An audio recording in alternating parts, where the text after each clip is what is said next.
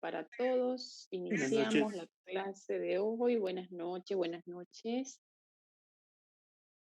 Iniciamos nuestra clase de hoy, todos con su libro, por favor. Hoy comenzamos con el capítulo 18, página 283, las circunstancias modificativas de la responsabilidad penal. Perdón, doctora, ¿qué número de página? 283. ¿Sí? ¿Estoy bien yo? Sí, exactamente. 283. Anoche vimos hasta la 282, vimos incomunicabilidad de la responsabilidad en la participación criminal. Ahí quedamos anoche. Hoy pasamos a la página 283, capítulo 18. El tema se llama las circunstancias modificativas de la responsabilidad penal.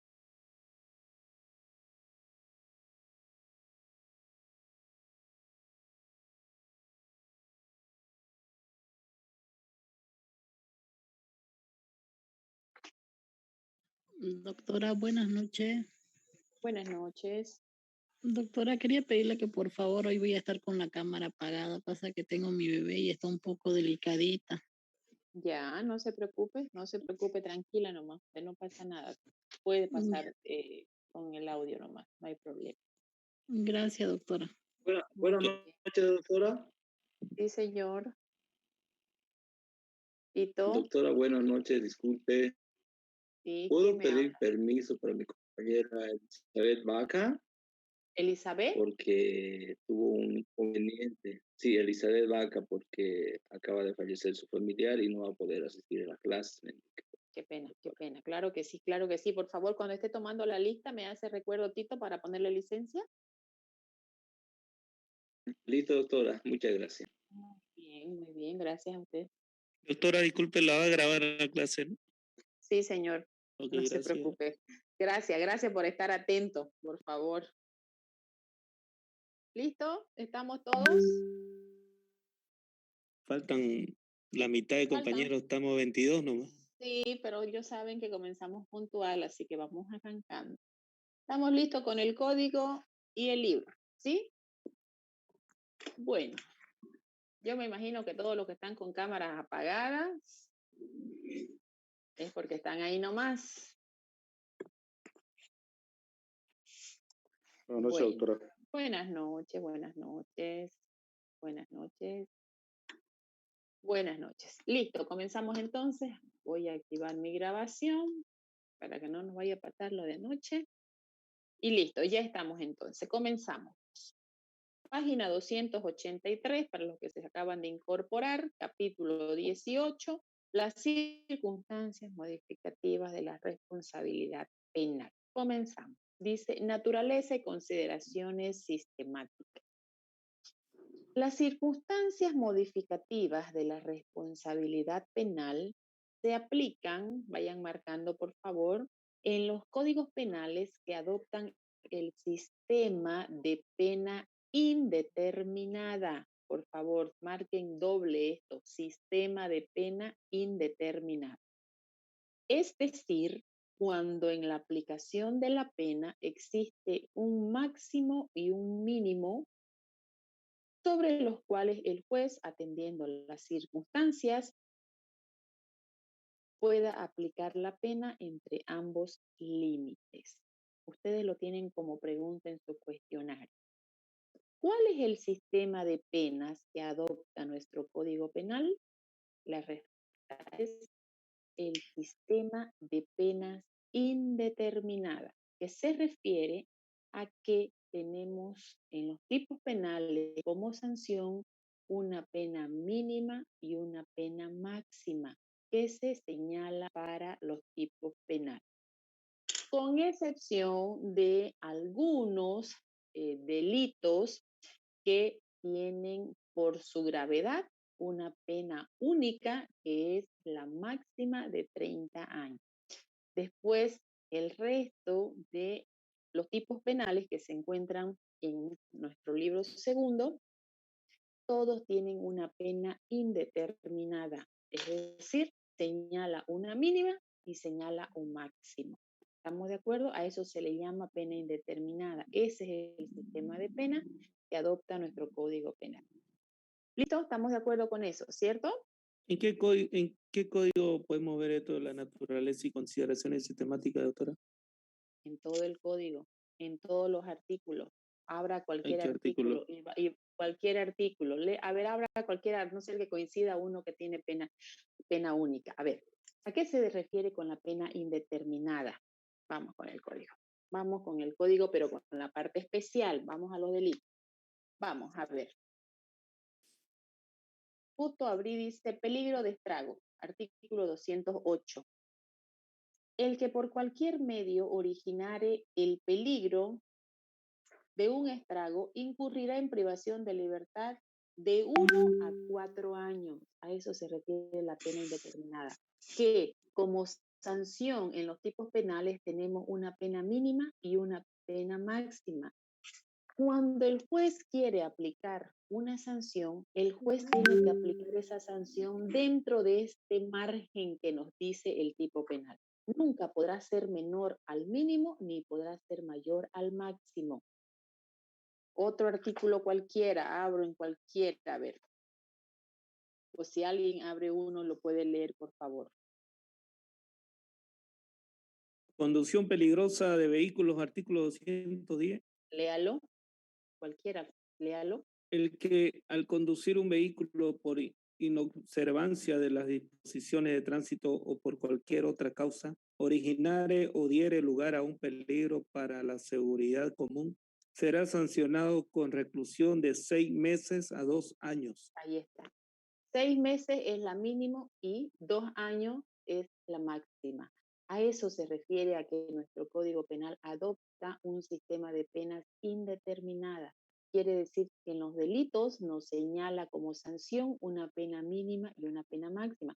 Ahora, ¿cómo hace el juez para saber en esa conducción peligrosa cuánto va a aplicar? ¿Le va a aplicar la mínima o va a aplicar la máxima? Eso es lo que vamos a ver en este tema. Pues tiene que atender las circunstancias, cómo sucedió el hecho delictivo y además de ocuparse de las cualidades personales de la gente, del sujeto que comete el delito, para poder terminar dentro de esos límites. Podrá ser 1 año, podrá ser año y 2 meses, años y 5 meses, podrá ser 2 años, podrá ser 1 año. Entonces, eso será en función a la valoración y aplicando la sana crítica del juzgador. Entonces, ¿me están entendiendo a qué se refiere cuando decimos un sistema de pena indeterminada? Pero también, o sea, esa es la regla de nuestro código, pero tenemos también de manera excepcional delitos que se sancionan con una pena única y son esos delitos que revisten mayor gravedad. Como por ejemplo, tenemos traición a la patria, espionaje, feminicidio, separatismo, tenencia, porte y portación y uso de armas no convencionales, tráfico ilícito de armas, hurto o robo de armamento y municiones de uso militar y policial, sedición, conspiración, terrorismo, genocidio, etcétera, etcétera. Hay una lista de delitos que reciben una pena única, que son los que revisten mayor gravedad y esos están sancionados con la pena de 30 años como pena máxima. Los demás delitos contemplados en nuestro Código Penal reciben una pena indeterminada, es decir, donde nos señala un mínimo y un máximo, donde el juzgador al momento de aplicar una condena tiene que ser dentro de esos márgenes. Nunca podrá excederse del mínimo ni nunca podrá sobrepasar el máximo. Tiene que ser siempre enmarcado dentro de los límites que establece el tipo penal. ¿Estamos de acuerdo con eso? Muy bien. Seguimos entonces. Y ahora sí, vamos a leer, nos remitimos al artículo 37 y ahí vamos a ver cuáles son esas circunstancias que deben ser tomadas en cuenta por el juzgador al momento de aplicar una sentencia. ¿Qué debe valorar? ¿En qué se debe fijar? Leamos, por favor, alguien me ayuda con el artículo 37. Leo, Artículo, Por favor, que lo tenga primero, lea. artículo 37. 37, fijación de la pena. Muy bien.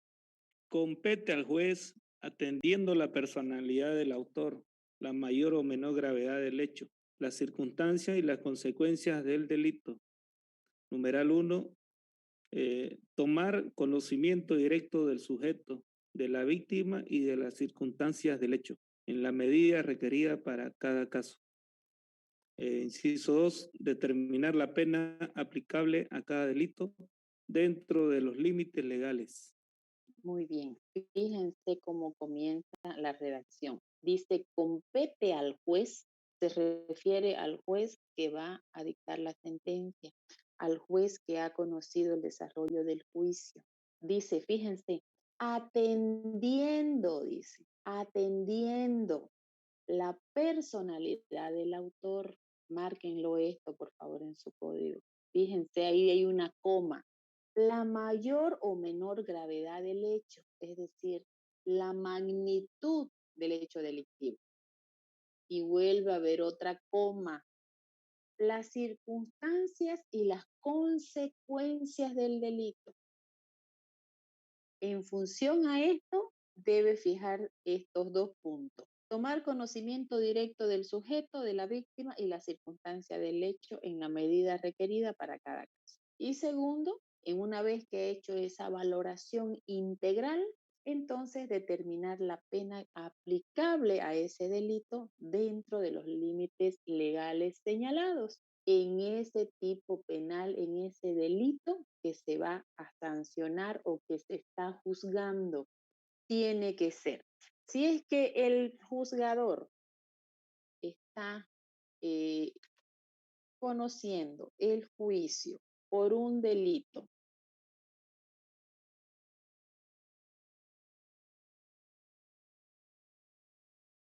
a ver, por falsificación de sellos, papel sellados y timbre. Muy bien. ¿Qué es lo que va a hacer ese juzgador? Va a tomar conocimiento del imputado, es decir, del autor del delito, de la gravedad de ese hecho delictivo y las circunstancias y consecuencias de ese delito y aplicará, va a dictar una sentencia en función a los límites que señala el artículo 190 para la falsificación de sello, papel sellado y timbre. Dice, ¿cuál dice que será la pena? Entre 1 a 6 años. Entonces, los límites de esa pena será que ese juez tendrá que aplicar una condena entre 1 a 6 años. ¿En función a qué?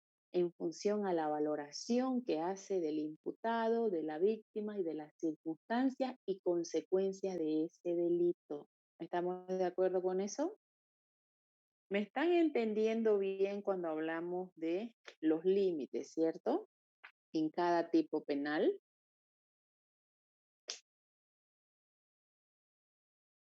Una breve explicación nuevamente, doctora, va a disculpar. Muy bien. Vamos a sancionar un homicidio. Tan de moda que está el feminicidio, no lo vamos a mencionar porque ese dice feminicidio, dice 30 años, ¿cierto? Donde dice 30 años, ahí no hay vuelta, no hay donde el juzgador tenga que analizar cuál pena va a aplicar, porque el código, el artículo le dice, si es feminicidio, directamente es 30 años. ¿Estamos de acuerdo con eso? Ahí no hay problema, ahí hay una pena fija. Muy bien. Cuando tenemos pena indeterminada es cuando nos vamos, por ejemplo, al homicidio, 251, por favor. Todos abran el 251.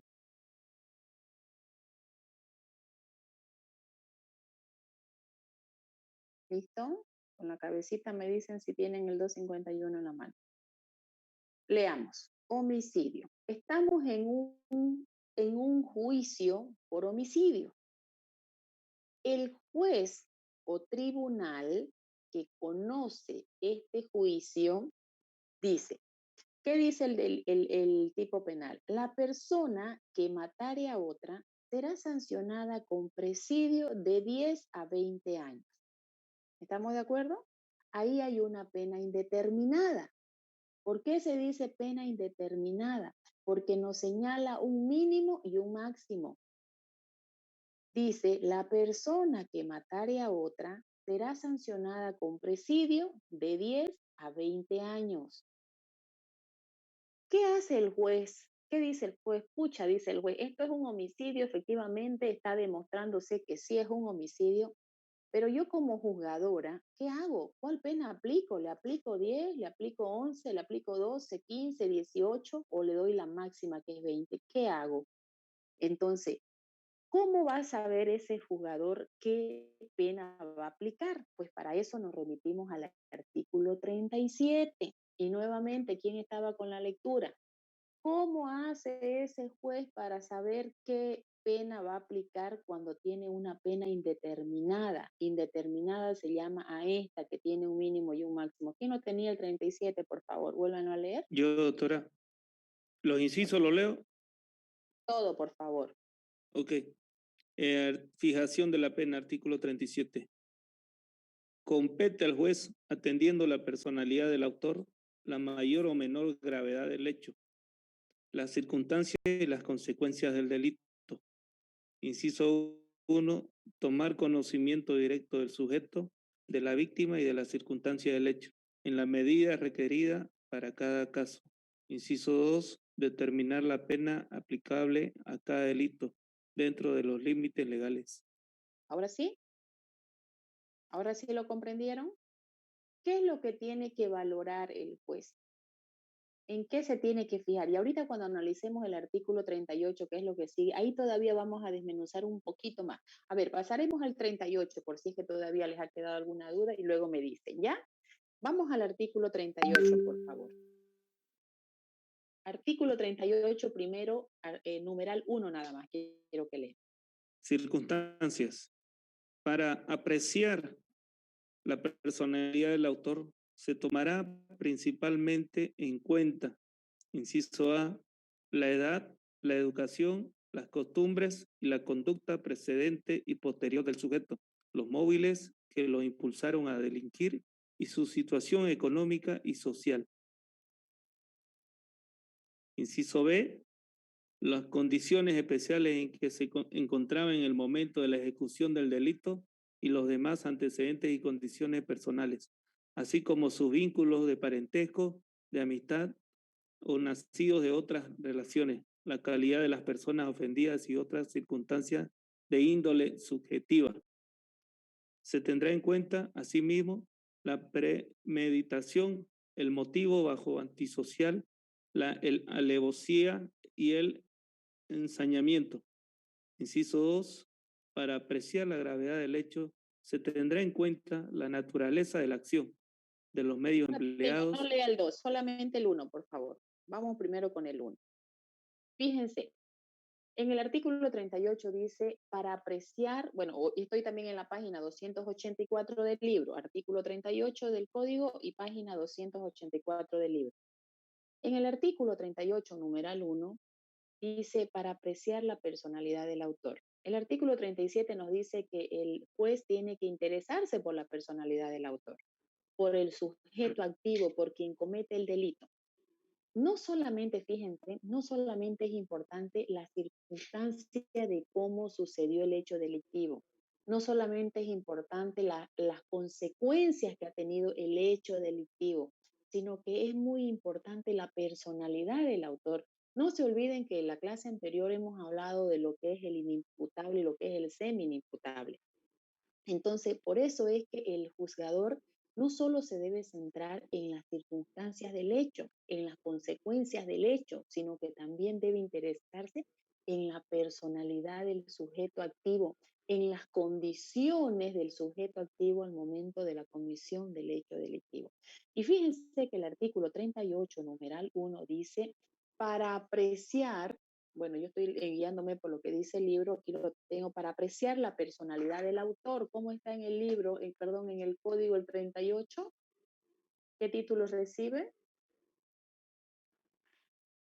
Circunstancias. Circunstancia. Circunstancias, muy bien, circunstancias, pero fíjense que luego dice también, para apreciar la personalidad del autor se tomará principalmente en cuenta la edad, la educación, las costumbres y la conducta precedente y posterior del sujeto, los móviles que lo impulsaron a delinquir y su situación económica social.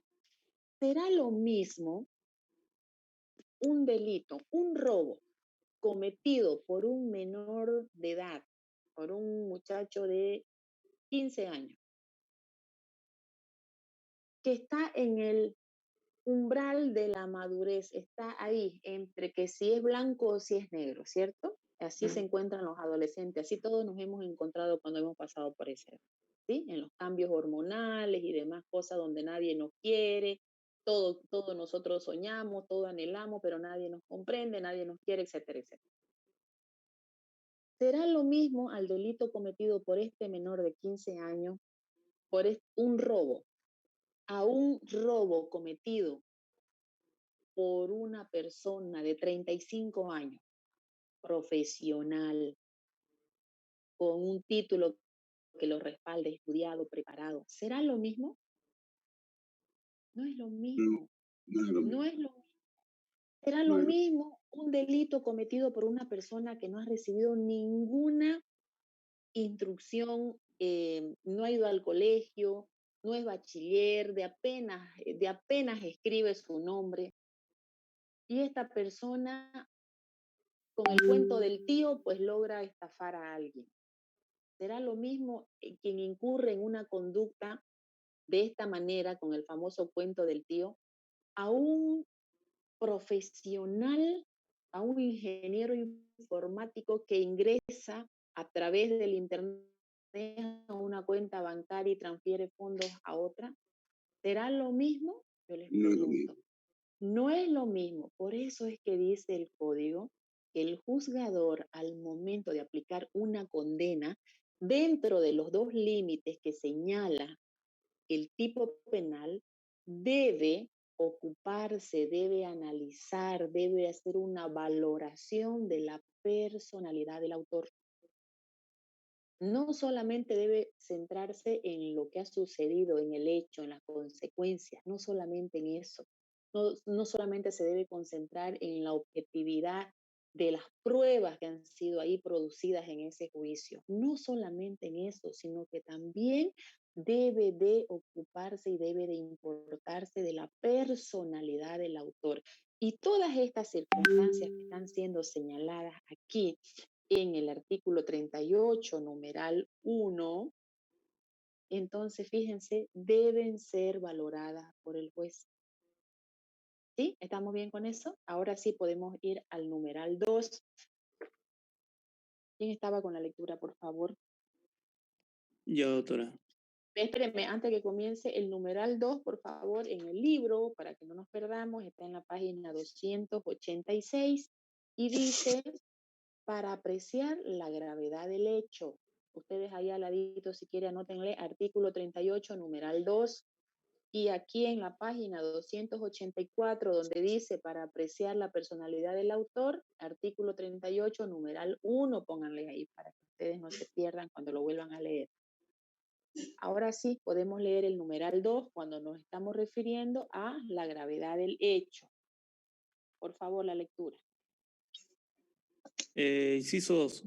Para apreciar la gravedad del hecho, se tendrá en cuenta la naturaleza de la acción, de los medios empleados, la extensión del daño causado y del peligro corrido. Dice.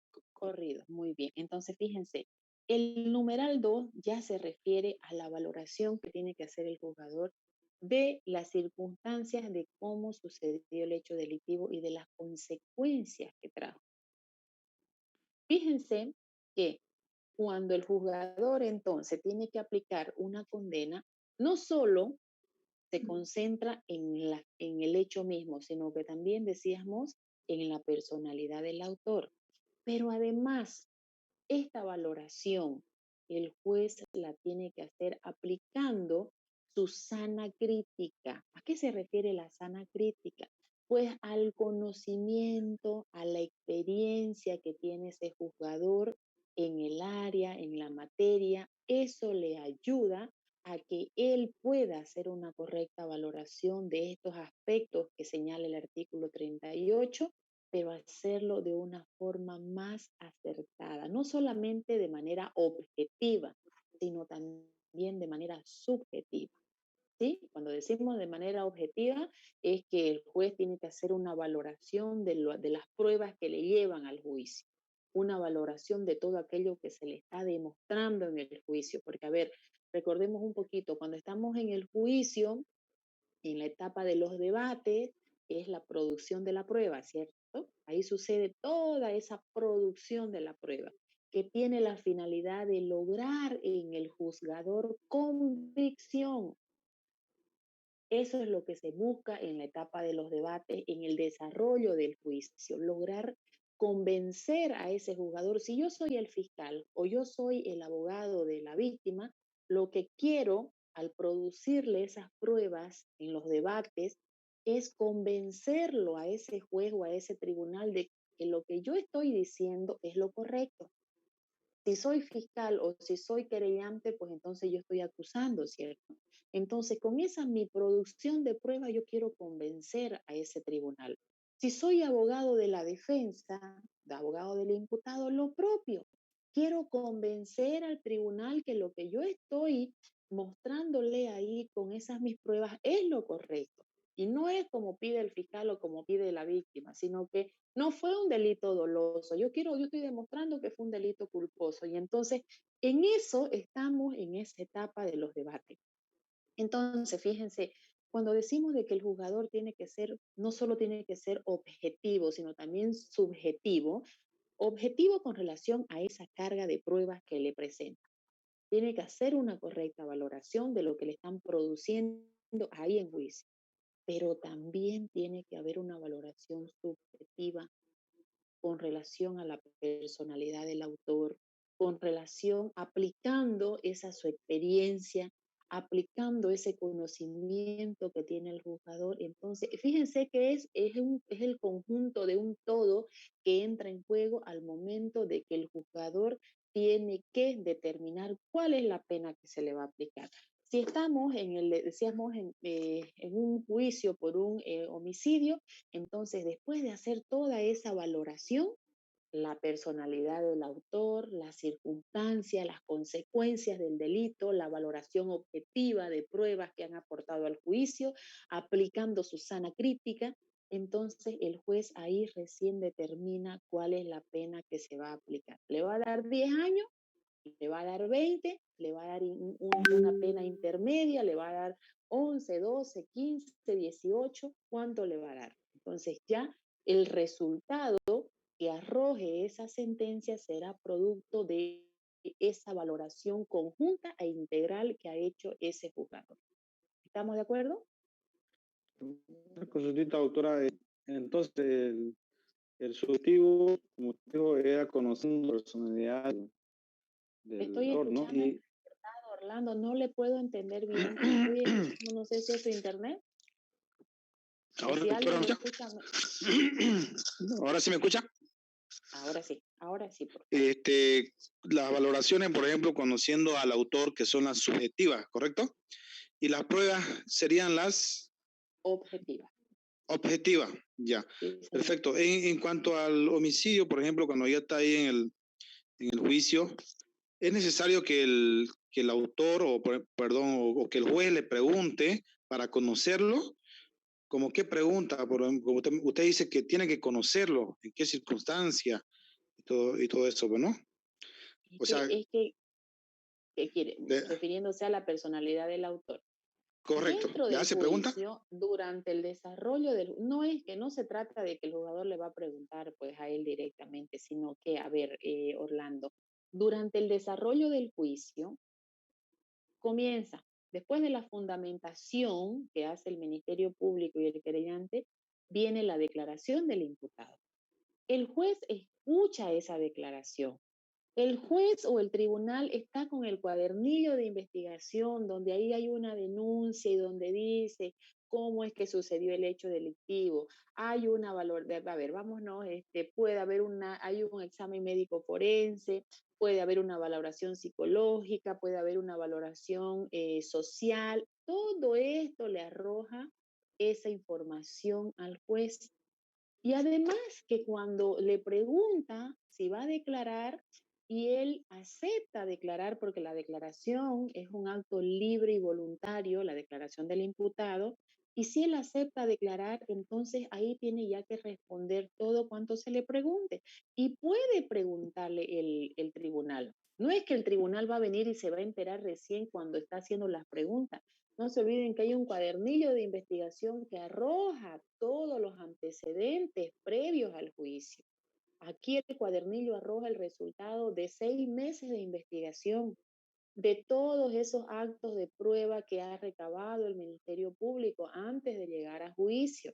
Entonces, en ese cuadernillo de investigación está toda aquella información que es importante y que necesariamente el juzgador se va a empapar de esa información. Ahora, si le queda duda sobre algo, pues ahí lo va a tener al imputado para preguntarle cuando él ha decidido declarar. Y ahí puede el tribunal, porque recordemos que el tribunal puede también interrogarlo, no solamente las partes, interroga el fiscal, interroga el abogado del querellante, interroga el abogado de la defensa y también los miembros del tribunal pueden hacerle preguntas al imputado cuando él ha decidido declarar. Entonces, en todo ese procedimiento es cuando el juez o el juzgador, digo juzgador para no que no siempre es el juez, sino que también es un tribunal, entonces es en todas estas circunstancias donde ese juzgador se va a empapar de toda esa información.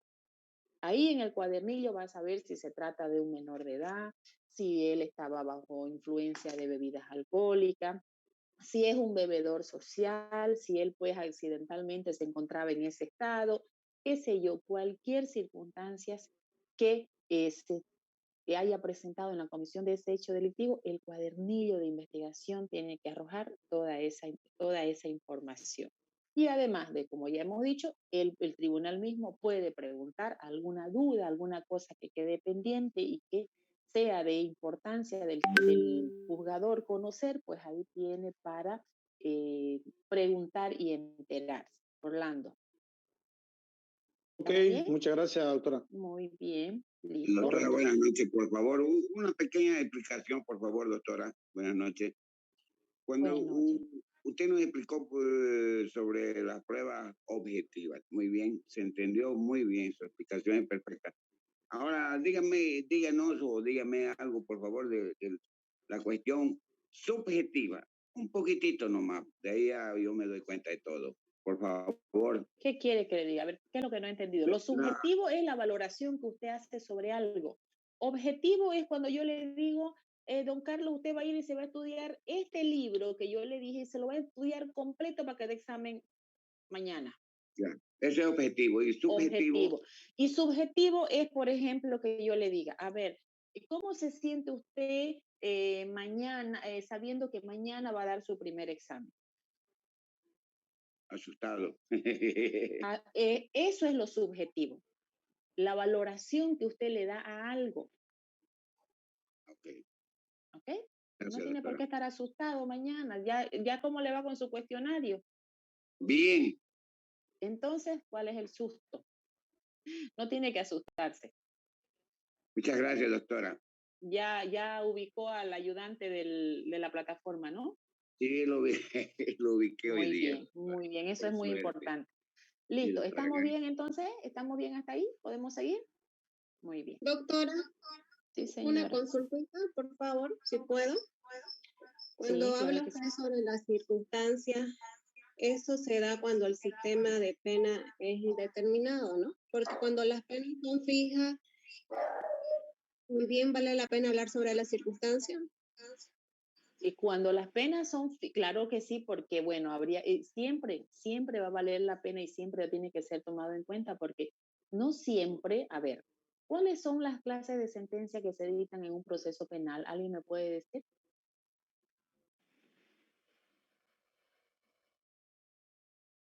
Clases de sentencias que se dictan en un proceso penal. ¿Cuáles son?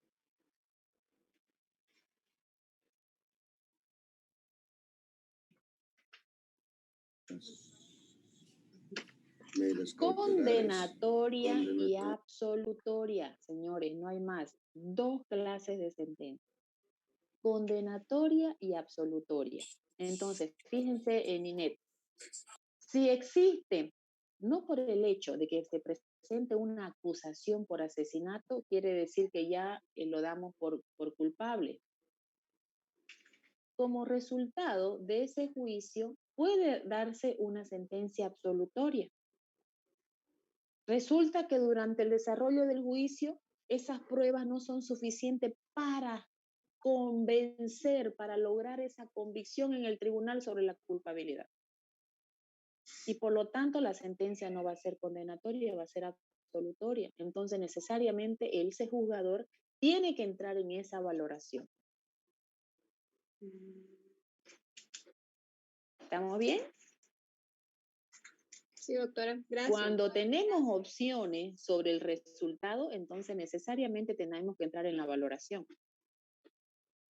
Porque por más de que sea la acusación del fiscal presentada por asesinato, ustedes saben que entre la acusación y la sentencia tiene que haber congruencia, el principio de congruencia, a eso se refiere, ¿no? De que la sentencia que se dicta dentro de un proceso tiene que ser el resultado de esa acusación. El tribunal no puede modificar el delito. ¿Sí? Entonces, si tenemos opciones con relación al resultado de un juicio, que es a la pregunta que yo les hago, ¿cuántas clases de sentencias hay en materia penal? Y hay 2, condenatoria y absolutoria. Entonces, al haber 2 opciones, quiere decir que cualquiera de estos 2 resultados puede arrojarse. No por el hecho de que venga aquí la acusación, tiene que ser, siempre va a haber un resultado de una sentencia condenatoria. Puede darse de que no se logró demostrar durante el desarrollo del juicio y por lo tanto el resultado de la sentencia será absolutoria. En conclusión, siempre será necesario entrar en esa valoración. ¿Listo? Ahora, eso es cuando estamos frente a una pena fija, que es a lo que preguntaba Ninette. Ahora, cuando estamos frente a una pena indeterminada, donde tenemos un mínimo y un máximo, igual va a ser necesario entrar a esa consideración para poder determinar por parte del juzgador cuál es la pena que va a aplicar. Va a ser una pena sí condenatoria, pero ¿cuál es la sanción? ¿Cuántos años le va a dar de privación de libertad? ¿O cuál es la pena que va a aplicar? ¿Se acuerdan cuáles son las clases de pena? Ya estamos por llegar a ese tema. No solamente tenemos como pena la privación de libertad, sino también tenemos las multas, tenemos prestación de trabajo, también hay medidas de seguridad. ¿Sí? Ya vamos a llegar a esos temas por si están un poquito perdidos todavía en eso. ¿Listo? ¿Estamos bien hasta aquí? Hasta este punto de lo qué es lo que se valora, qué es lo que toma en cuenta el juzgador al momento de dictar una condena. ¿Sí? Entonces, la personalidad del autor y las circunstancias del hecho, consecuencias del hecho. Y la sanción o la pena que dicte no podrá salirse del margen de los límites que nos señala el tipo penal. Sabemos que cada delito, cada tipo penal, el legislador nos describe la conducta e inmediatamente nos dice la sanción. ¿Sí? Entonces, el juzgador no puede salirse de esos límites que señala esa sanción. Siempre tendrá que ser dentro de estos 2 límites señalados, entre el mínimo y el máximo. ¿Estamos bien con eso hasta ahí? Doctora, una consulta, por favor. Perdone. Cuando una persona cometió un delito, no importa qué, le dieron 30 años de prisión, 20 años ya, digamos. Un abogado, doctora, un buen abogado, de alguna manera puede luchar ante la justicia, ante la ley, ante el Ministerio Público, para disminuir, ya le dieron la sentencia, 20 años, para disminuir o menorar esa sentencia, doctora, a la persona, Claro que al sí. condenado? Claro ¿Que que puede? sí. Puede, claro que sí. Para eso existen los recursos. Eso ustedes lo van a repasar, claro que ustedes ya lo saben. Lo que lo van a repasar en el siguiente módulo que pasen de procedimiento. Para eso están los recursos o los medios de impugnación, para modificar, para revisar las resoluciones, para modificar, para anular inclusive. Es más, en materia penal tenemos también el recurso de revisión extraordinaria. Correcto. Que estando la sentencia cumpliéndose, en ejecución de la sentencia se puede revisar una sentencia y puede ser modificada y puede ser disminuida los años de condena y puede ser, es más, hasta anulada la sentencia. Muchas gracias, doctora. Muy bien. ¿Podemos seguir? Vamos, sigamos. Luego pasamos a las páginas, estoy en el libro 287 y ahí habla de las atenuantes especiales, artículo 39, pero eso se lo voy a dejar para que ustedes lo lean, por favor, nomás, ¿ya? Entendemos el término atenuar, ¿cierto? ¿Sí? Atenuar Sí, es disminuir, ¿sí? Menorar, Entonces, sí. esas son las atenuantes especiales. Y luego pasamos a la página 288 y nos habla de las atenuantes generales que están en el artículo 40. Eso relacionado a las atenuantes, por favor, no necesita más de una lectura que ustedes le den, ¿ya? Y que interpreten correctamente el término atenuar, que sepan utilizarlo, a qué se refiere. ¿Listo? Bien, entonces nos ocupamos de la página 290 y nos vamos al artículo 41 que nos habla de la reincidencia. Vamos a ver cuándo a una persona se la considera reincidente.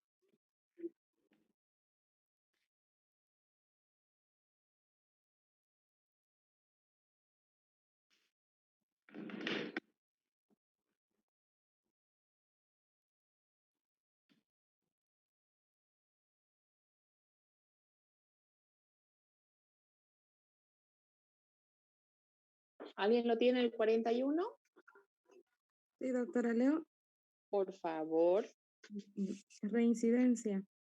Hay reincidencia siempre que el condenado en Bolivia o en el extranjero por sentencia autoriada cometa un nuevo delito si no ha transcurrido desde el cumplimiento de la condena un plazo de 5 años.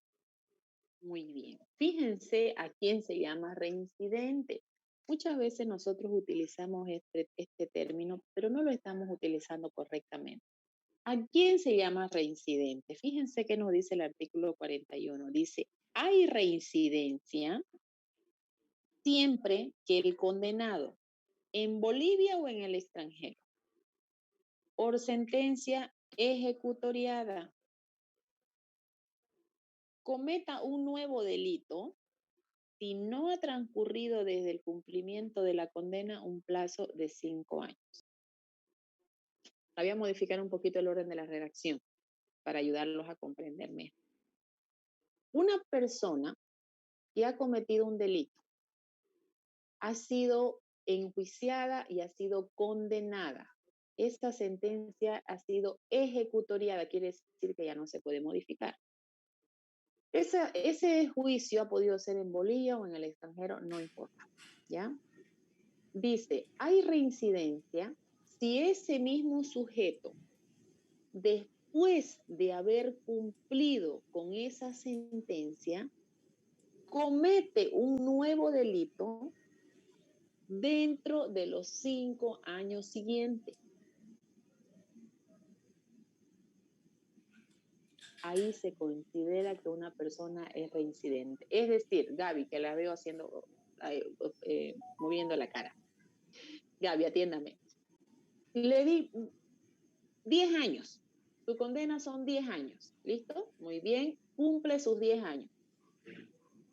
Cumple los 10 años, a partir del día siguiente se comienzan a computar 5 años más que tienen que transcurrir después que cumplió la condena. Si dentro de estos 5 años siguientes este sujeto vuelve a delinquir, se considera que es reincidente. No importa, esto si lo leemos en doctrina, no importa, puede ser el mismo delito o puede ser otro delito, pero se lo considera reincidente cuando vuelve a delinquir dentro de estos 5 años después de haber cumplido con su condena. ¿Ahora sí? ¿Gaby? Pasado ese tiempo, doctora, ¿qué sería si comete otro delito? Ya no se considera que es reincidente. Pero los antecedentes siempre van a quedar, ¿no? Los antecedentes tampoco quedan eternamente, los antecedentes sí están, pero considerado reincidente, bueno, la reincidencia es utilizada cuando comete un nuevo delito y está dentro del término donde se considera reincidente. Ese antecedente de reincidencia es considerado y valorado por el juez al momento de dictar una sentencia por un nuevo delito. Recordemos que en el artículo 37, fíjense que dice,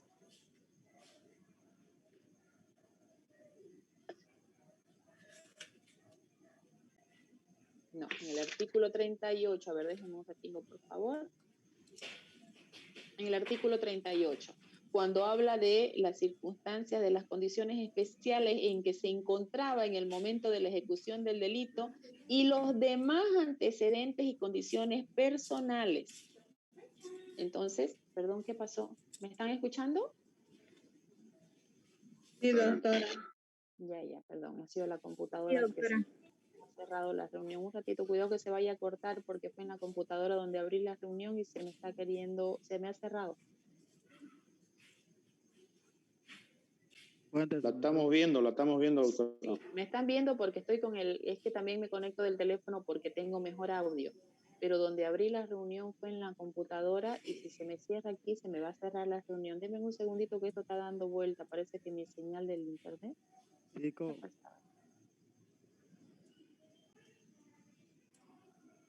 ¿Qué quiere Luis Miguel? Acceso. Corre, guachín. Denme un segundo, por favor. Ya me sale sin acceso al internet. Voy a ver qué ha pasado. Un ratito, por favor. Denme un segundito.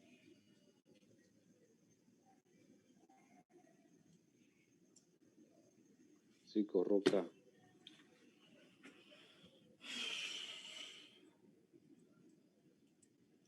Estudien, muchachos, estudien. Cuente tu micrófono. Te escucho, Chico, pero lejos.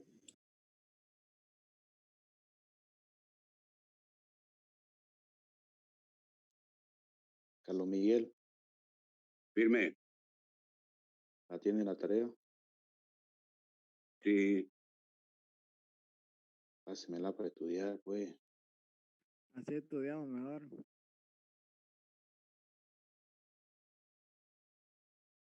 Cuidado. Cuidado.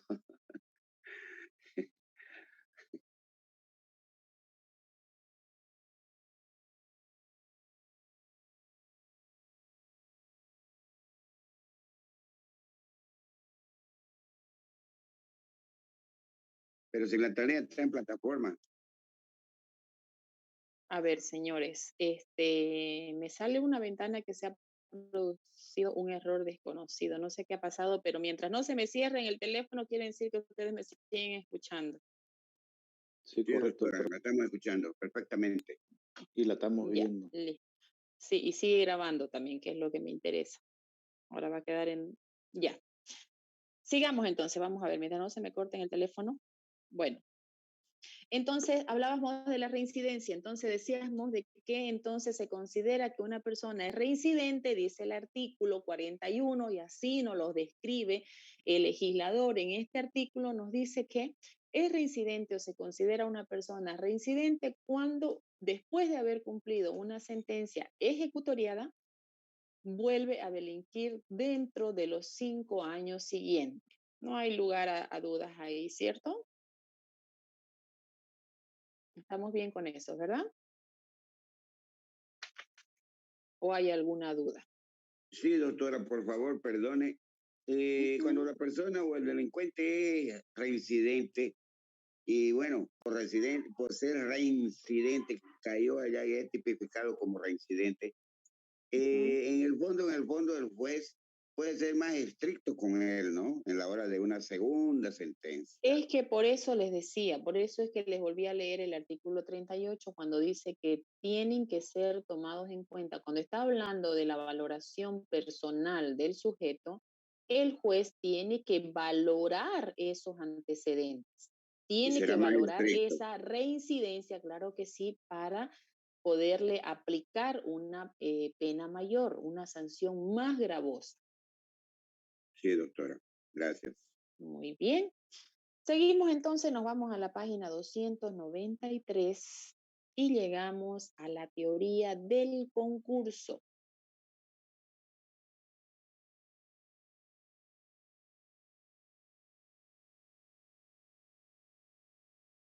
¿Qué es la teoría del concurso? Marquen, por favor. ¿Me están siguiendo? 293, ya no los puedo ver para que me muevan la cabecita cuando están aquí en el teléfono, no puedo ver eso. Sí, doctora. Bueno, bien, entonces marquen, por favor. Teoría del concurso, y ahí dice concepto. Marquen, hay concurso de delitos cuando un sujeto, en el momento de ser juzgado, ha cometido varios delitos por los que no ha sido condenado con anterioridad. Ahí se configura el concurso de delitos. Doctora, disculpe, ¿qué página? Página 293, teoría del concurso. Ah, cuando no ha sido condenado, pero sí lo cometió. Claro que sí. Para que se lo pueda condenar tiene que haberlo cometido. Sí, pero Sí, digo, lo cometió. hasta ahí las autoridades no lo han condenado, pero sí él cometió y está registrado. Sí, señor. Sí cometió los delitos, entonces puede que no se haya descubierto todavía quién era el autor o no se lo haya encontrado, lo que usted quiera, pero sí cometió el delito. Entonces, comete un nuevo delito y pues ahí, a ver, lo sacan si usted quiere, vámonos un poquito a lo que puede suceder, lo sacan por los medios de comunicación y entonces pues otras víctimas lo reconocen y luego pues ahí se presentan las denuncias ya contra una persona concreta, entonces se descubre de que este sujeto ha cometido varios delitos y no ha sido condenado todavía por ellos. Entonces aquí se configura un concurso de delitos. Bien. Clases de concurso, seguimos en la misma página. Concurso real y concurso ideal. Y vamos primero al artículo 44, por favor. ¿Alguien le puede dar lectura? Ya, leo, doctora. Sí. Concurso ideal. El que con una sola acción u omisión violare diversas disposiciones legales que no se excluyan entre sí, será sancionado con la pena del delito más grave, pudiendo el juez aumentar el máximo hasta una cuarta parte. Muy bien. Fíjense, dice el artículo 44, el que con una sola acción u omisión, una sola, violare diversas disposiciones legales, es decir, cometiera varios delitos que no se excluyan entre sí. Esos delitos que se ha cometido con esa sola acción no tienen que excluirse entre sí, sino que tienen que estar relacionados unos con otros.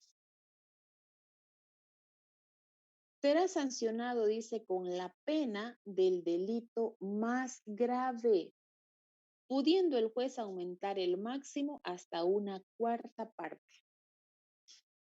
Un ejemplo de un concurso ideal dice que la persona con una sola acción o una sola omisión vulnere varios preceptos legales o cometa varios delitos y que esos delitos deben estar relacionados entre sí.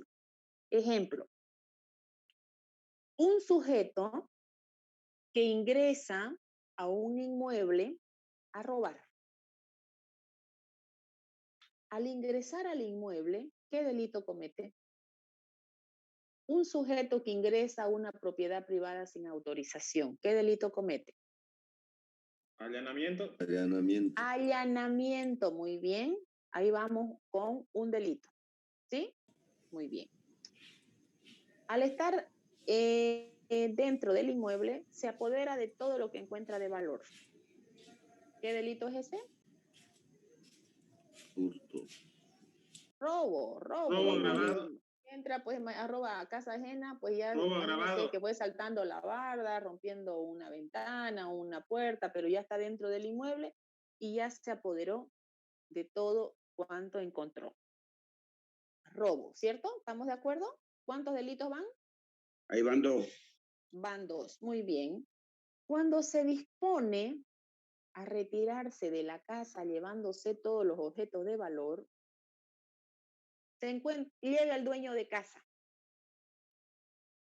Lo sorprende el dueño de casa, el ladrón que sale y el dueño de casa que llega. Y el ladrón, para no ser descubierto, para no ser aprendido, lesiona al dueño de casa. Lo golpea y le provoca lesiones. ¿Qué delito hay ahí? Ahí van 3 Lesiones, ¿cierto? agresiones. Ahí van 3 delitos. Allanamiento, robo y Y lesiones. agresión. Lesiones, claro. La agresión que está en la tipificación correcta es lesiones, que es lo que le provoca. Muy bien. Lesión.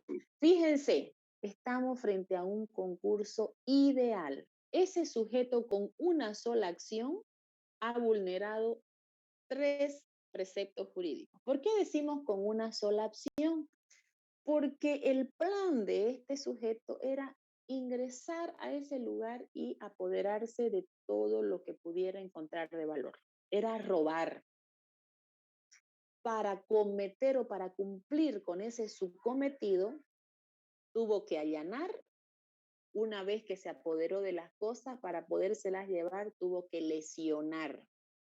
Entonces, esos 3 delitos que ha cometido con una sola acción, ¿se vinculan entre sí? Sí. Claro que sí, porque Están el plan era vinculados. robar. Claro que Sí. sí, están vinculados, porque el plan era robar.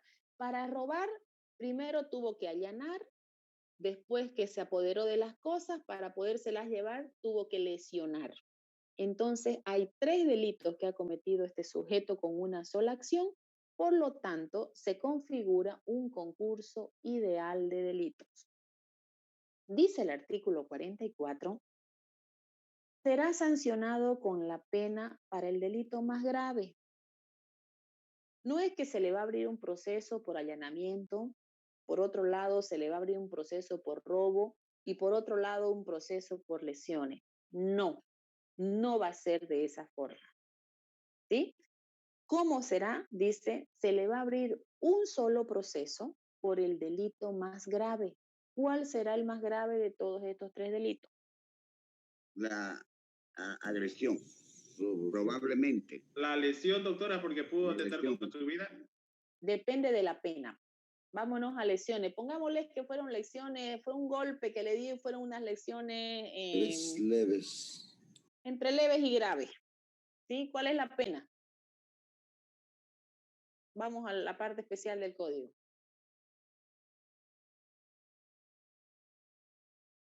A ver, unos busquen la pena de lesiones leves y otros vámonos al robo. ¿Cuál es la sanción? Para que podamos ver cuál de estos delitos, porque el allanamiento queda más leve. ¿Cuál es la sanción más grave? ¿Cuál de estos 3 delitos tiene la sanción más grave?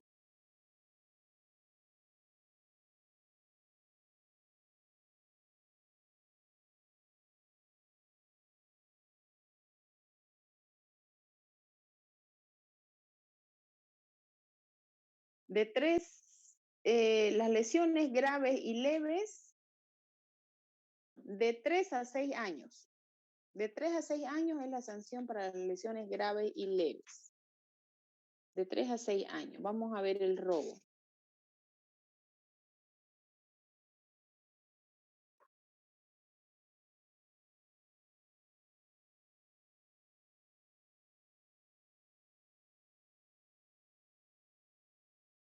El robo, artículo 331, tiene una pena de 1 a 5 años. Entonces quiere decir que el delito más grave es el de lesiones. ¿Sí? ¿Estamos de acuerdo? ¿Me están siguiendo? ¿Encontraron ustedes? Estamos buscando, doctora, 331. Bueno, sí, ya están. Entonces, entre los 3 delitos cometidos, el que tiene una pena más grave es el de lesión. Entonces, el artículo 44 dice que será sancionado con la pena para el delito más grave, quiere decir con el de lesiones, ¿sí? Pero con relación a los otros delitos, ¿qué pasa? ¿Es que acaso van a quedar impunes los otros delitos? ¿Solamente se va a sancionar el delito más grave? No, no es que quede impune, sino que por tratarse de un concurso de delitos, el juez podrá aumentar la pena. Es decir, a esos 6 años podrá aumentarle por los otros 2 delitos que ha cometido, podrá aumentar, dice, esa pena, dice, el máximo hasta una 1/4 parte. Cuando se trata de aumentar las penas al delito más graves, hay que tomar siempre en cuenta de que en ningún caso podrá superar los 30 años. Cuando se aplica la sanción por el delito más grave y se aumenta por los otros delitos cometidos, nunca podrá exceder los 30 años. ¿Por qué razón? Porque nuestra pena máxima dentro de nuestro ordenamiento jurídico es de 30 años. Ahí se configura el concurso ideal de delitos. ¿Estamos bien con eso? ¿Se puede aumentar, doctora, por favor, una 1/4 parte sobre la sentencia, digamos, de 6 años? Sobre el delito más grave, sobre la sentencia del delito más grave. Póngale que le dé los 6 años. Los 6 años, le dio la máxima por lesiones. A esos 6 años le podrá aumentar hasta una 1/4 parte por el delito de allanamiento y por el delito de robo. ¿Estamos de acuerdo? 6, 3, 9, unos 9 años aproximado. 1 año y medio más. Aproximadamente. No, 1 año y medio más. Hasta la 1/4 parte. ¿Cuánto sería la 1/4 parte de 6 6 años? Sería año y medio, sí, señor. Sería año y medio. 2 años, más 6, 8 años. Listo, ¿se entiende, cierto? Esto sería el concurso ideal. Ahora vamos al artículo 45 y veamos lo que es el concurso real. Doctor, una consulta. ¿Y cuándo se excluyen entre sí las posiciones legales? En el ejemplo que hemos puesto, están relacionadas entre sí las disposiciones porque el sujeto, su afán del sujeto era robar, pero para robar tiene que ingresar a un inmueble, ¿sí? Su plan es robar en un inmueble, entonces para poder robar lo que está al interior, lo que hay de valor al interior de ese inmueble, él tiene que robar, tiene que ingresar al inmueble sin autorización del poseedor o del propietario, y a eso se le llama allanamiento. ¿Estamos de acuerdo? Ahora, una vez que está al interior, que ya ha allanado el domicilio y está al interior y se apodera de todo lo que encuentra de valor, al salir de la casa con los objetos de valor, los prende el propietario de la casa, el dueño de esos objetos que se está llevando. Y para evitar, el agente, para evitar ser descubierto o que llame a la policía y lo detenga, lesiona al propietario de la casa. Entonces, fíjense, son 3 delitos que comete y estos 3 delitos en el accionar del sujeto se vincula uno con otro. Uno es consecuencia de otro. El allanamiento necesario para el robo. Para poder efectuar y llevarse los objetos y ejecutar su robo, entonces tuvo que lesionar. Entonces, fíjense, para poder ejecutar su plan, estos 3 delitos se presentaron, los comete y están vinculados entre sí. A eso se refiere. No es que en la norma usted vaya a encontrar el vínculo que existe entre un delito y otro, no, sino que es la circunstancia, cómo es que el sujeto ejecuta la acción que hace de que se configuren otras conductas delictivas, pero que son consecuencias unas de otras. ¿Estamos de acuerdo? Están vinculados. Están vinculados. ¿Se entiende a qué me refiero cuando digo están vinculados, cierto? Uno es consecuencia de otro. Sí, doctora. Muy bien, perfecto. Entonces ahora podemos pasar al artículo 45 y vamos a ver lo que es el concurso real.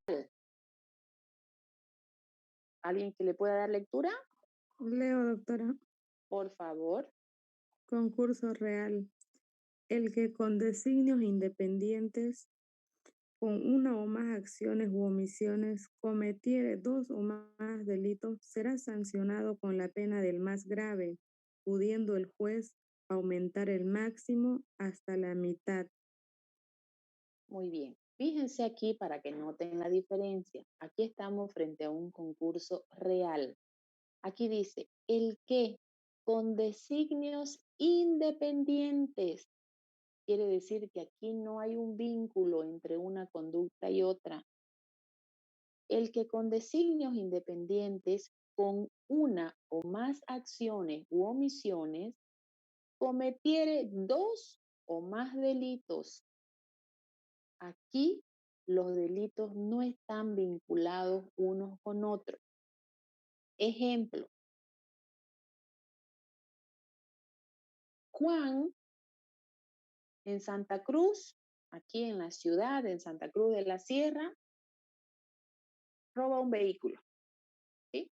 Roba el vehículo con la intención de llevarlo a Comarapa, allá compran vehículos indocumentados y ella lo quiere vender, ¿sí?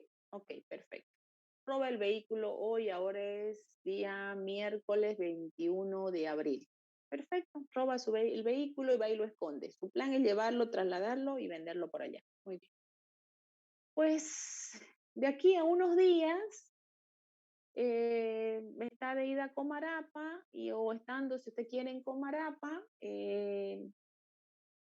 buscando, mientras busca quién le compre el vehículo, viola a una menor todavía, para que sea más grave. Viola a una menor. ¿Está vinculado el robo con la violación? No. No tiene nada que ver. Un hecho fue aquí el robo del vehículo. Estando allá se le presenta la oportunidad, la ocasión y viola a una menor de edad. Muy bien. Después de su violación, no pudo vender allá el vehículo y después de lo que había hecho, tuvo que salir del pueblo y se traslada y se va a Portachuelo, donde vive don Carlos. Portachuelo vive don Carlos, ¿no? ¿No? Come salchicha. Es como salchicha, está con su micrófono apagado, no lo pude escuchar. Vivo en la Villa 1 de Mayo, doctora. Santa Cruz Manta. Pues, ¿y por qué? ¿Por qué me dio la impresión el que está en Portachuelo? Bueno, no, resulta... No. Ya, no. Bueno, vivo en la Villa, doctora. Ya, está muy bien. Bueno, resulta entonces que de Comarapa se va y se esconde en Portachuelo. Y en Portachuelo asalta una farmacia. O mata, si usted quiere. Mata a alguien. ¿Cuántos delitos ha cometido? 3. 3. ¿Esos delitos están vinculados unos con otros? Negativo. Son independientes, ¿cierto? Pues muy Correcto. bien. Ahí se configura un concurso real. Y lo mismo, se lo sanciona por el delito más grave y puede aumentarse la pena, dice, hasta la mitad. Aquí en el concurso real se puede aumentar, pudiendo, dice el juez, aumentar el máximo de la pena hasta la mitad. Siempre y cuando, ya ustedes saben, no sobrepase el límite legal, que es los 30 años. Si cometió un asesinato, pues ahí ya de cajón van a ir 30 años, ahí ya no podemos aumentarle para ningún lado, porque se le está aplicando la pena máxima, ¿sí? Pero si fueran delitos menores, de menor gravedad, donde tienen una pena menor, entonces se sanciona por el delito más grave y se le aumenta hasta la mitad por los otros delitos cometidos. Eso es el concurso de delitos, del concurso ideal y concurso real. ¿Listo? Muy bien. Sentencia única cuando se trata de concurso de delitos. Artículo 46.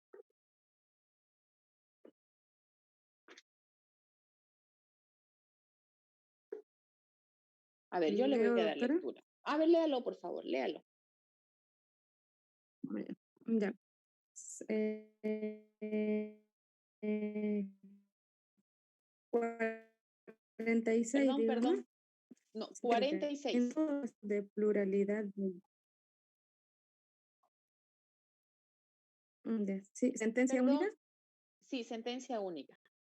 Doctora. Perdón, Ya. perdón, Verónica. En todos los Un ratito, Verónica. ¿Es mi internet o es que todos la escuchan mal a Verónica? Yo la escucho entrecortado. Sí, también nosotros. Yo igual la escucho entrecortado. Ya me estaba asustando, por favor. Yo dije, me voy a quedar sin ninguna conexión. Entonces es su señal de Verónica que está abajo. No se le escucha bien. Correcto. A ver, artículo ¿Alguien más? 46, sentencia única. Muy bien. En todos los casos de pluralidad de delitos, corresponde al juez que conozca el caso más grave, dictar la sentencia única, determinando la pena definitiva para la totalidad de los mismos, con sujeción a las reglas del Código de Procedimiento Penal. Muy bien. Ahí está, fíjese lo que dice de sentencia única. Cuando hay pluralidad de delito, es decir, cuando hay concurso de delito, a eso se refiere la pluralidad de delitos, corresponde, dice, al juez que conozca el caso más grave. A ver, yo les pregunto, en este ejemplo que pusimos del concurso real, sí, aquí en Santa Cruz robó un vehículo, en Comarapa violó y en Portachuelo asesinó. ¿De dónde es el juez que va a conocer y va a procesar a este sujeto? De Santa Cruz por asesinato. A ver, Es más grave que ¿dónde fue el más grave? En Santa Cruz de la Sierra Capital. A ver, sabemos que el asesinato en Portachuelo. El asesinato en Portachuelo. El asesinato en Portachuelo es el más grave, ¿sí? Muy bien, porque la violación es 25 años, si no estoy mal, 25 años. El asesinato es 30 años y el robo pues debe estar entre 10 años. Entonces, el más grave, entonces, ¿dónde ocurrió? En Portachuelo. Quiere decir que le corresponde al juez de Portachuelo. Ahí se debe desarrollar el juicio y será ese juez quien imponga esta sentencia única. Esa sentencia única dice determinando la pena definitiva para la totalidad. Dependiendo si es un delito, si es un concurso ideal o real, pues entonces podrá aumentar esa pena de acuerdo a lo que señala el procedimiento penal. ¿Listo? ¿Estamos de acuerdo con la sentencia que se dicta en el concurso de delitos? Entonces, doctora, permiso, por favor, perdone. Sí. El concurso real es más o menos lo mismo que el asesinato en pluralidad. ¿Cómo? Pluralidad. O sea. Cuando se dice pluralidad, estamos hablando de varios. Okay. Cuando dice usted pluralidad, está hablando del concurso. Sea ideal o sea real, en los dos hay pluralidad. Se equivalen, se asemejan o son iguales por último. ¿Qué cosa? Digamos, la terminología. Entre pluralidad, pongámoslo pluralidad y concurso como sinónimos, si usted quiere, para que no se confunda. Sí, ok, eso. Gracias. Muy bien, muy bien. ¿Estamos bien entonces con el concurso de delitos? Sí, doctora, correcto. Muy, muy bien. A ver, ¿qué más tenemos de este capítulo? Bueno, con esto concluimos este capítulo. Ahí concluimos con este capítulo. Y luego pasamos a la teoría de la pena. Vamos a quedar, por favor, aquí, porque mi internet me está saliendo el mensajito de que tengo conexión, tengo señal inestable. Entonces, estoy con pena de que se me cierre en el teléfono también y ahí sí que nos quedamos sin nada. Entonces, vamos a quedar, por favor, hasta ahí. Es más, ni siquiera me voy a arriesgar a quedarme con la lista, a tomarles la lista. Vamos a quedar ahí, por favor, mañana continuamos. Estamos bien con eso, no tenemos dudas con relación a ese punto, ¿cierto? Mañana no tenemos clase, doctora. Mañana no hay clase. Mañana hay Ya, no. Sí, tienen razón. Entonces, por favor, vayan a estudiar, entonces aprovechen y vayan a estudiar. Mañana, a ver, mañana no tenemos clase. Para que no hayan dudas mañana, por favor, y no hayan preguntas a última hora. Mañana ustedes van a encontrar abierto el examen a partir de las 8 de la noche. Yo antes de las 8 les voy a mandar un mensajito al grupo donde necesito que todos registren ahí su asistencia. Voy a mandar un cuadrito que va a decir control de asistencia, examen parcial, y va a decir 22 de abril del 2021. Y les voy a poner número 1, punto guión. En ese número 1 se anota don Carlos Miguel Justiniano. Luego le dan copiar y pegar. Al darle pegar, se anota el número 2 y lo envía. El tercero le da copiar y luego pegar. Quiero que todos aparezcan dentro del mismo cuadro. No me manden sus nombres así cada uno en su propia ventanita. Dentro de la misma ventana quiero que esté toda la lista. No se atropellen, la voy a mandar temprano. En la tarde lo voy a mandar para que comiencen ustedes a registrarse y hasta las 8 de la noche que se habilita el examen, todos ya estén registrados en esa lista. Ese es mi control de asistencia para el día del examen. ¿Listo? Don Carlos, Doctora, si usted tiene problema para registrarse ahí, no se preocupe, usted no importa. Usted me dice, me hace recuerdo el día lunes y ya yo igual sé que usted estuvo en esa lista. ya, ¿Listo? doctora. No se complique por eso. Quiero dar una sugerencia, pero tengo miedo que usted me sancione. No, a ver, Una sugerencia sana. Uh-huh. Pena Pero máxima. le rogaría que no me sancione. Tiene todos sus compañeros como abogados para que lo defiendan. Eso, que no me sancione. Doctora, no sé, yo no nos podía dar, por favor, siempre la palabra mágica, por favor, en vez de 1 minuto por cada pregunta, 2 minutos, por favor, a todos, o un minuto y medio. No, le quito seriedad a mi examen. Usted no necesita más que 2 segundos para marcar. A ver, el examen es opción múltiple. Ni siquiera va a tener que escribir, don Carlos. Usted simplemente va a tener el dedito, ponerle chup, tocarlo nomás entre las opciones que yo le voy a presentar. Eso no le toma entre 1 y 2 segundos, le toma nada más. No le puedo dar. Claro, por eso necesita 1 o 2 segundos para marcar y tiene 58 segundos para razonar, para acordarse. Doctora, buenas noches, pero le cuento que eso no es tan así, porque hasta darle el clic para pasarle a la otra pregunta, ahí también demora. Ahora el internet está abajo. No, señora, no pasa eso. Tenemos ese problemita. No le estamos pidiendo. Sí, no hagamos problema. Está bien la doctora. Gracias, doctora. Está bien. Un ratito. No, a ver, yo sé que hay a veces, no es que mañana casualmente van a tener problemas. No es que mañana, por eso es que el examen no va a estar abierto solo 20 minutos. Va a estar abierto 2 horas. Si usted ahorita tiene problemas con su internet y usted está viendo que no tiene una buena señal, usted espera y tiene opción hasta más tarde de volver de intentarlo, de asegurarse que tiene una buena señal. ¿Por qué marco 1 minuto? No es un capricho mío ni no es una idea mía, sino que en este tema de la virtualidad, este es nuestro 2º año que estamos trabajando así. Entonces, hay un estudio que se ha hecho donde el alumno, cuando se toma un examen de esa naturaleza, donde usted no tiene nada que escribir, cuando es opción múltiple, no necesita más y eso que es por demás 1 minuto para que usted marque el examen. Usted estudió, si usted está preparado para dar el examen, usted lo va a terminar en 5 o 7 minutos, usted lo va a terminar su examen. Y no es que tiene que cambiar de página. Yo el programo para que salgan cada 5 preguntas, cambia de página. Cada 5 preguntas cambia de página y tiene todo el tiempo. yo les digo, no es el primer examen que tomo así, ustedes no son el primer grupo, no es que yo estoy experimentando con ustedes de ninguna manera.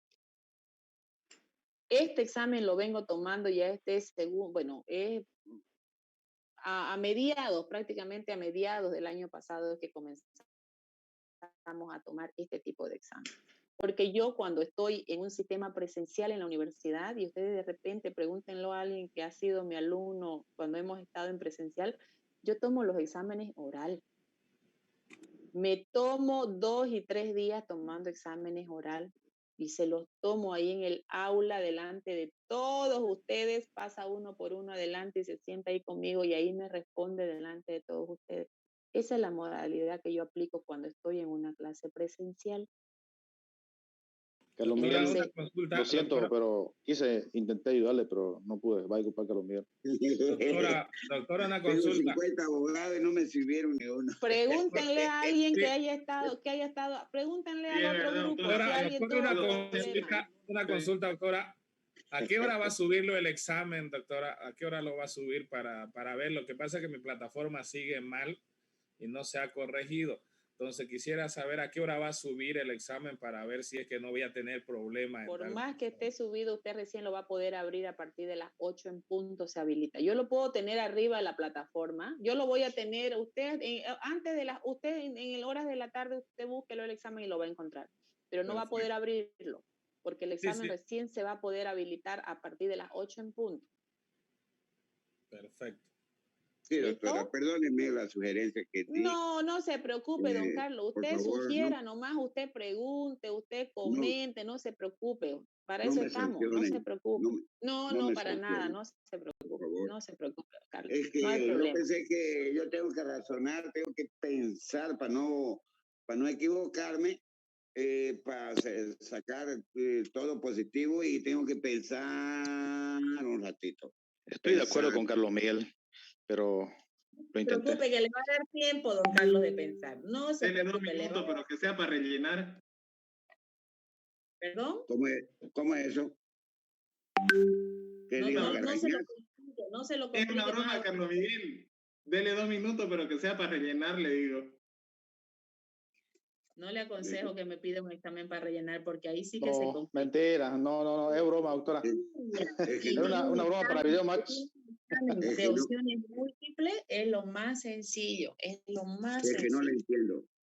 No, yo, doctorita, si puedo hablar, acuérdense que yo fui, todos nosotros, ¿no? Hemos sido, la pandemia hace un año, algo así, que estamos en pandemia en Bolivia y en el mundo, por desgracia. Pero antes sí era presencial. Y a mí, no le miento, me ha gustado el examen, como usted dice, oral. Pero siempre yo solicité que me den un poquito más no a mí, a todos, para no tener malas notas. Un poquito, no digo una hora. Que va a sacar buenas notas. Yo le digo, y si quieren, pregúntenle con alguien del otro grupo que se ha ido con el doctor Saldaña. Ajá, ¿Cómo les ha ido? Yo tengo buenas notas con mis alumnos y les ha ido bien y pues como le digo, 5 o 7 minutos máximo usted lo va a terminar el examen. Ojalá, doctora, que Dios la bendiga, doctora, y muchas gracias. Amén, no se preocupe. No me vaya a sancionar porque yo pensé así, doctora, por favor. No, lo voy a considerar. Gracias, doctora. No se preocupe, vaya, estudien nomás, quédense tranquilos. ¿Listo? No, estamos bien aplicados, bien craques. Escúchenme, entonces mañana el examen, yo les voy a pasar más temprano, a partir de las 6 más o menos, les voy a pasar el cuadrito para que registren su asistencia. Necesito que todos, por favor, registren su asistencia porque es mi constancia de que ustedes han estado en el examen. Luego yo eso lo comparo con los exámenes. Ustedes saben, el examen, al resolverlo en la plataforma, ustedes ya saben si han resuelto con el doctor Saldaña, entonces no es novedad para ustedes. Inmediatamente la plataforma les arroja su calificación. Entonces ahí no hay misterio, ¿ya? Y ustedes ahí mismo van viendo la calificación que van sumando. Lo mismo, las tareas son, tienen una calificación manual que ya yo voy a ir entrando y para irles revisando las tareas. Entonces, ustedes ahí mismo van a ir viendo cómo va sumando su calificación y ahí no hay misterio, no hay lugar a error, no hay lugar a nada. Entonces, sobre todo en los exámenes que ahí ustedes tienen sus 80 puntos que ustedes están jugando, ustedes ahí al momento de terminar su examen inmediatamente van a saber cuál es el resultado de su examen. Y más 20 de la tarea que llega, mi calificación va a llegar a 100, ¿no, doctora? Sí, señor. Más 20, Vaya, sí, muy bien. Pero las tareas yo hago exactamente, de las tareas yo hago una calificación manual. Entonces yo las tareas, conforme se va venciendo el tiempo de presentación, yo voy entrando y voy calificando, voy revisando, porque a ver, y les digo una cosa. Les digo, discúlpenme, pero justos pagan por pecadores. Hay alumnos que realmente da vergüenza ajena, discúlpenme que se los comente, pero da vergüenza ajena, suben un archivo en blanco, creyendo que yo voy a entrar a la página y voy a ver que está su archivito y ya le voy a poner los 5 puntos. Señores, me tomo el trabajo de abrir uno a uno las tareas. En blanco. En blanco, el archivo, usted entra al nombre del alumno y está el archivo ahí que ha subido su Word. Se abre el archivo y está en blanco. Y no es que no haya subido, sino que es que subió un archivo pero no tiene una sola letra. Y eso es tratando de engañar al docente, que el docente vea que está el archivo y califique. Y califique creyendo que no me voy a tomar el trabajo de leerlo, me tomo el trabajo de leerlo. Ahorita con ustedes son 45, en el anterior grupo tenía 55, 10 más que 10 calificados, perdone, doctora, eso hay que escribir, hay que notarlo, qué sé yo, en el libro de los Guinness. No sé dónde, pero ya les digo, vergüenza ajena. A esta altura, sí, señor, archivo en blanco. O si no, la tarea a media, pero ahí subida. Bueno, yo les digo, si presentan una tarea. Quiero preguntar una cosita, doctora, para que yo encerrar mi participación, por favor. Si yo, esto le estoy preguntando humildemente siempre, si yo pongo mis tareas antes del tiempo, por ejemplo, tiene un tiempo, una fecha, tanto, la otra, tanto. Si yo, estoy hablando de tarea, la subo antes del plazo o antes del tiempo determinado, ¿está mal? ¿O puede ser, doctora? ¿Puedo hacerlo? No está mal. La tarea se habilita, tiene una fecha para habilitarse y una fecha para cerrarse. Y usted no es que tenga para presentar el último día cuando se cierra. Usted tiene todos esos días que le he dado. Normalmente las tareas tienen entre 3, 4, 5 días para presentarse. Usted puede presentar el primer día como puede presentar el último, pero ojo, si se presentan tareas fuera de fecha, no es que yo le voy a considerar la mitad de la tarea o le voy a poner 1 punto, 2 puntos. Señor, tiene 0. Usted presentó su tarea, pero está fuera del tiempo, no tiene ningún punto. Porque no puedo darle 1 punto, 2 puntos o 3 puntos a quien hizo fuera de tiempo en comparación a otro que sí se tomó el trabajo de cumplir en el tiempo que se le puso. Entonces, el que presentó dentro de tiempo tiene la puntuación que se gana. Pero el que presentó fuera de tiempo, así tu tarea esté completa, señor, tiene 0. Mejor ya no suba. Si se le acabó el tiempo y usted se descuidó y no presentó su tarea, mejor ya no la suba, no la presente, porque no le va a valer nada. Por favor, doctora, pero si yo hago las 4 tareas antes del tiempo, porque les cuento que estoy trabajando en eso también, a todo vapor. Y tengo una idea ahí de ponerla, venga, que son 4, antes del tiempo, y dije entre mí, le voy a preguntar a la doctora si puedo hacer eso. No va a poder hacerlo antes de tiempo porque no se le va a habilitar la tarea. Si usted lo hace en el tiempo, una vez está habilitada la tarea, hágalo en cualquier momento hasta antes que se cierre. Pero antes de la habilitación de la tarea no la va a poder ver. La tarea recién usted la puede ver cuando se abre, cuando se habilita. Sí, pero el lapso de tiempo para cada tarea, ¿cuánto es? 3 días, 10 días, ¿cuánto es, por favor? Depende de la tarea, no todos tienen el mismo tiempo, depende de la tarea, porque hay unas tareas que son más largas y otras que son muy sencillitas. Los que gusten pueden ir abandonando la reunión. Nos vemos mañana. Por favor, estén atentos al grupo. Desde tempranito voy a estar comunicándome con ustedes. ¿Listo? Ok, doctora, muchas gracias. No se preocupen. Nos vemos nomás mañana. Gracias, doctora. Hasta mañana. Hasta mañana, doctora. Gracias.